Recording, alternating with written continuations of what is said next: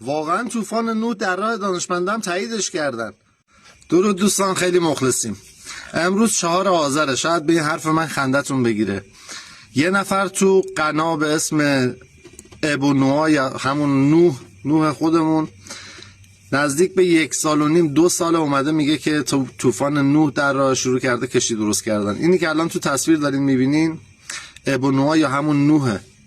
بیشتر از 4 تا کشتی اینجوری درست کرده. الان 1.5 سال 2 سال مشغوله. من تقریبا چند ماه پیشم دیدم کلیپاشو، منتها جدی نگرفتمش.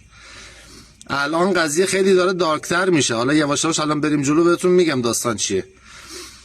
چند تا کشتی درست کرده، از هم درخواست کرده که بیان نزدیک کشتی‌ها، چون احتمال داره تو این 1 ماه آینده بارندگی‌ها شروع بشه، بارندگی خیلی شدیدی که کل دنیا رو میگیره. حالا قضیه کجا دارکتر میشه؟ اینجایی که دانشمندای هندی هم تاییدش کردن. یعنی تو هند هم الان اومدن، این کلیپی که داری الان میبینی تو هند هم اومدن 7-8 تا کشتی آماده کردن که میگن همچین اتفاقی میفته. قضیه خیلی دارکتر از این میشه که 2 روز پیش ناسا اومد تو وبسایت خودش، وبسایت مخصوص خودش، تا الان 28 میلیون ویو هم گرفته از دیروز تا الان. این تصویر رو منتشر کرده بدون هیچ توضیح اضافه، هیچی، فقط همین تصویره. 28 میلیون نفر دیدنش، همینجوری هم داره میره بالا.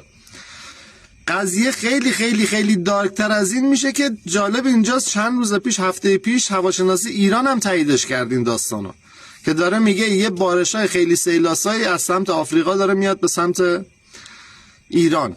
حالا داستان چیه؟ واقعا این اتفاق میخواد بیفته نمیخواد بیفته؟